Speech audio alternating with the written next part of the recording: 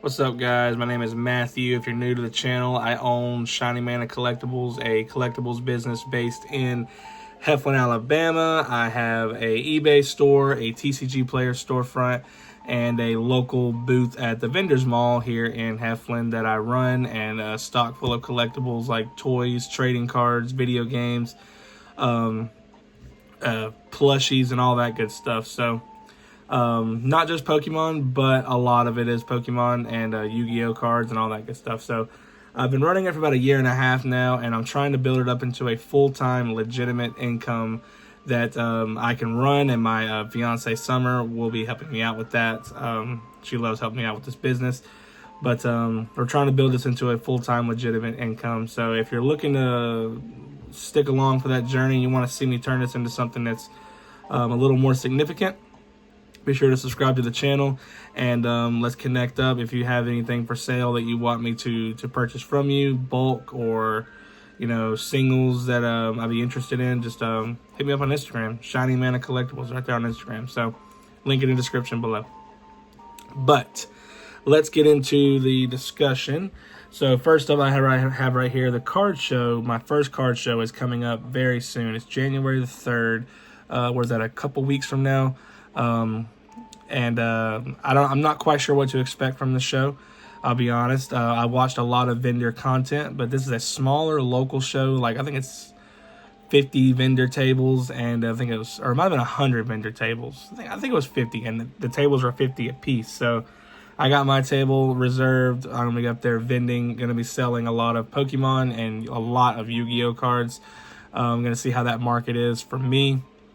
Gonna be selling some plushies. Gonna be selling maybe some lower end comic books, kind of stuff like that. So really excited to get into it. Me and Summer are gonna go up there and see what we can do.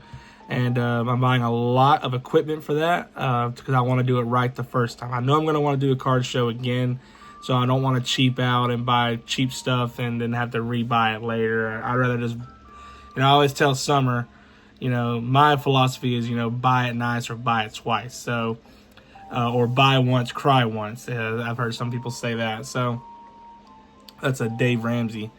I think I learned that from Dave Ramsey. Buy nice or buy it twice. So I always follow that philosophy whenever I can. So I'm buying some nice equipment, a retractable banner from a local business that makes banners.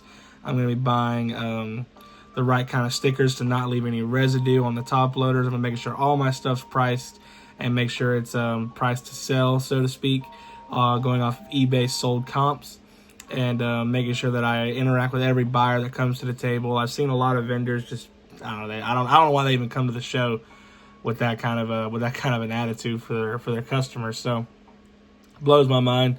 I'm gonna try and do better than them and try and earn some business up there. So it'd be a really fun time. If we can break even on getting up there, that'd be a win for me. But hopefully we can make some money and get some experience for the next card show to know kind of what more to expect, I guess. So that's upcoming. Very excited about that. And yeah, really big step for my business.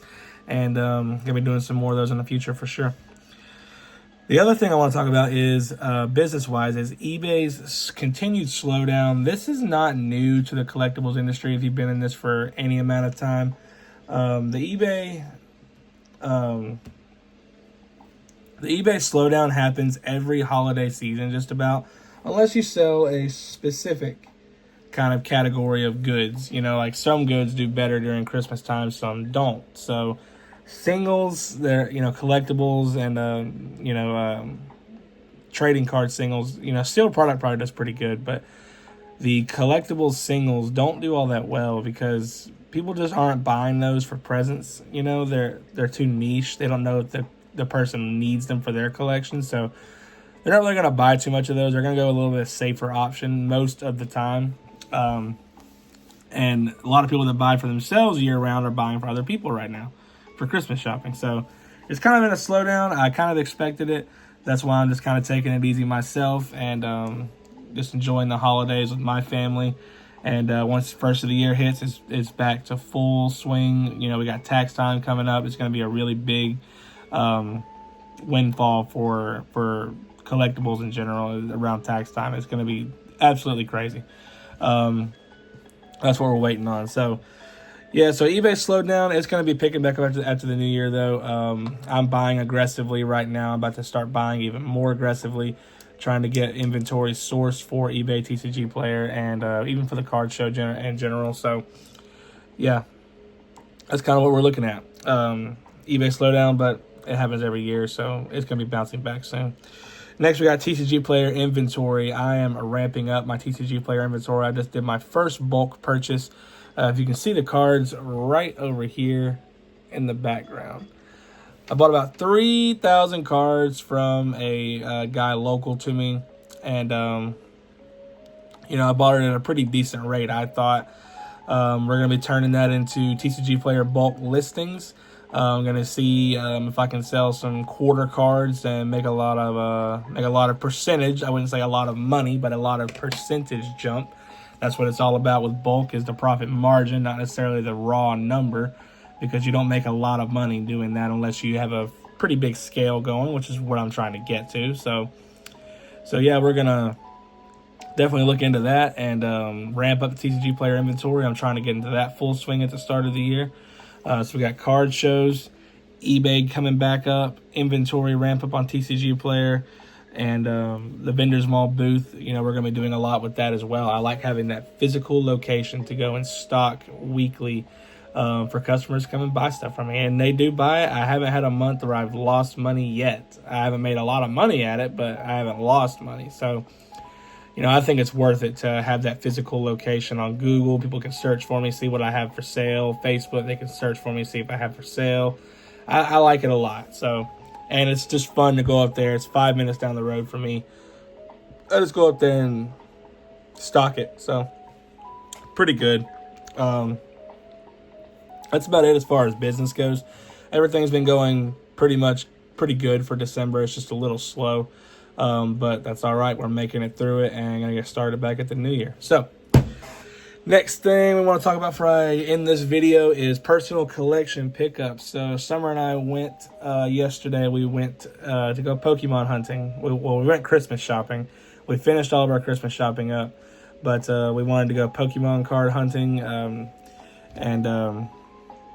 It's one of our favorite hobbies, right next to like playing Fortnite. We play a lot of Fortnite together. But we Pokemon card hunt, and we go to the mall, and this guy runs a nice store, and we usually pick up some stuff I need for my master sets from there, because I'm trying to master set WotC era, specifically like mostly like Gen 1, I guess, WotC era. So like that's like, you know, Jungle, Fossil, base set, base 2. That includes Gym Heroes, Gym Challenge, and Team Rocket. Team Rocket is the big one for me. Like, that's my favorite set of all time, is Team Rocket, OG vintage Team Rocket. So I got a few pickups to show you guys. First, we got this stack, probably like 30, 40 cards of just vintage singles I needed for the binder. I'm not going to go through every one of those, but just some really banger vintage artworks. So, like, you know, Saffron City Gym, you know, Misty's Shelter. I love these Kintsugi Mori artwork cards. I mean, look at this card. Sabrina's Hypno. What's that guy doing? But, yeah, he's probably hypnotizing. Didn't he hypnotize children, according to the Pokédex intro? Kind of crazy. But, the two main pickups we had, now, first of all, I don't usually buy creased cards for binder pickups, but this one was very fairly priced, and the creases aren't like directly over the artwork, and it had a nice swirl to it, so I justified it. And one day I might upgrade it to like a lightly played copy or moderately played copy, but this was pretty damaged. And I noticed on eBay a totally shredded copy of this card sold for like $15, and I bought this for $8. So this is the Dark Golbat from Rocket, the hollow Dark Golbat. See, it's got these creases in it. You know, it doesn't really look too bad on the back. Mostly on the front, it's sort of like a wrinkle, I guess. So I bought that. I want to see if you guys can see the swirl in the camera. Where was the swirl at on this guy? Okay, yeah, it's in the top corner right there. So if you can kind of see on the, it's probably gonna be really hard to see it on the camera. Take it out of sleeve. So you can see it kind of like in the top corner up there. It's gonna be so hard to show you guys the swirl. Anyway, it's up there in the top corner. I can't really get the camera to show it. Anyway, better pickup here is this dark vial plume. I absolutely love this artwork. I mean, look at this beautiful artwork on vial plume. Probably one of the best vial plume cards we had. Maybe not the best, but one of the best from Team Rocket right here. This is a hollow dark vial plume, number 13 out of 82. This one has a really, really nice swirl under the, right under him, right there on the bottom of the artwork.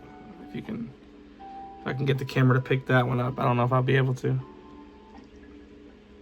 It's hard to get the camera to pick up certain things.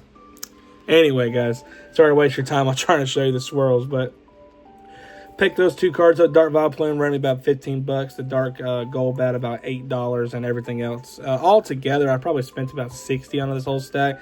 A lot of dollar cards, and yeah, just need it for the binder. It's about to fill the binder up as soon as this video is over. And that's my favorite part about collecting Pokemon cards, is putting the stuff in the binder, seeing it fill out. So if you're looking to see me turn this into a full-time income and you want to stick around for the personal collection, subscribe to the channel and follow me. And yeah, let's just connect. Let's be friends, guys. I'll talk to you guys in the next one. That's about all I got. Peace.